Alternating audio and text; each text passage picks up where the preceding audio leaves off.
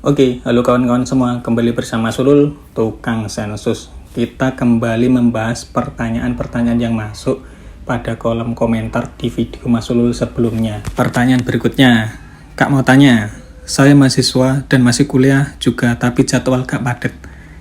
Tiap hari cuma satu jadwal, kira-kira pas terjun lapangan bisa menyesuaikan dengan jadwal kuliah kita nggak ya? Ini menarik ini, jadi gimana menurut teman-teman? Oke, gini ya.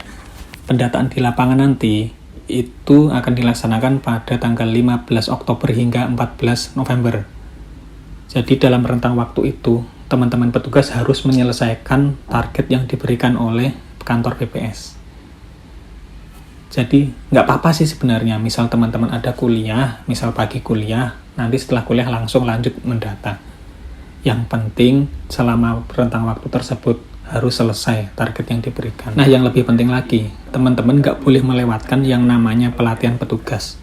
Jadi ini wajib, meskipun kuliah atau ada pekerjaan lain, ini nggak boleh ditinggalkan pelatihan petugasnya. Karena apa? Pelatihan ini sangat penting untuk membekali teman-teman terkait konsep, definisi, dan apa-apa yang harus dilaksanakan di lapangan nanti. Oke, pertanyaan berikutnya, ini mungkin nyambung ya dengan pertanyaan sebelumnya.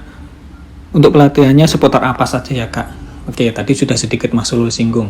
Jadi nanti di pelatihan petugas, teman-teman akan dijelaskan terkait konsep definisi, apa tugas teman-teman di lapangan, bagaimana alur pendataan, termasuk gambaran umum terkait kegiatan ini, data apa yang akan dihasilkan gitu ya. Nanti teman-teman juga akan dikenalkan dengan rekan-rekan petugas yang lain, termasuk dengan pengawasnya. Itu. Jadi silakan ikuti proses pelatihan dengan baik, jangan lewatkan momen pelatihan petugas ini. Karena apa? Ini sangat krusial. Data yang berkualitas dimulai dari petugas yang berkualitas. Petugas yang berkualitas tentu dimulai dari pelatihan petugas yang baik dan berkualitas juga. Jadi teman-teman selama proses pelatihan nanti silakan ikuti, simak penjelasan dari instruktur. Jika ada yang kebingungan, nggak tahu, atau kurang dimengerti, silakan tanyakan kepada instruktur yang mengajar. Lanjut, untuk lokasi sensus apakah sesuai alamat domisili mitra Mas? Oke, jadi gini ya, sebenarnya nggak ada ketentuan khusus ya, dia harus bertugas di mana. Namun, jika petugas tersebut dialokasikan pada wilayah yang dekat dengan domisilinya, tentu akan memudahkan petugas tersebut. Selain itu, dengan dia bekerja pada wilayah yang dekat dengan tempat tinggalnya, tentu petugas tersebut telah menguasai medan atau telah kenal dengan pengurus wilayah setempat, kenal dengan warga-warganya. Jadi sangat memudahkan dalam proses pendataan lapangan nanti. Pertanyaan berikutnya, ini menarik juga. Itu kerjanya di antara rentang waktu sebulan, apakah setiap jam kerja ada absennya atau enggak? Oke, kalau Mas Sulul jawab singkat, jawabannya adalah tidak.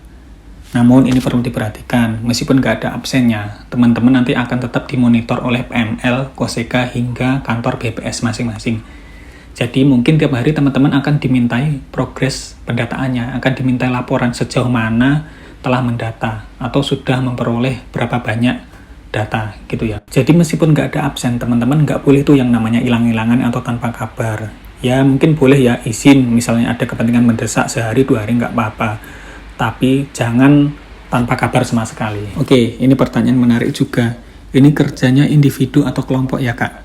Dan habis kontrak 1 bulan itu, jadi kita cuma kerja 1 bulan aja ya? Oke, untuk kerja di lapangan nanti, biasanya itu dibagi menurut wilayah. Misalnya kecamatan A, B, C. Nanti masing-masing kecamatan punya yang namanya Koseka. Nah misalnya di kecamatan A, nanti Koseka akan membawai beberapa PML atau pengawas. Nah, masing-masing pengawas ini juga akan membawai beberapa PPL atau petugas pendata.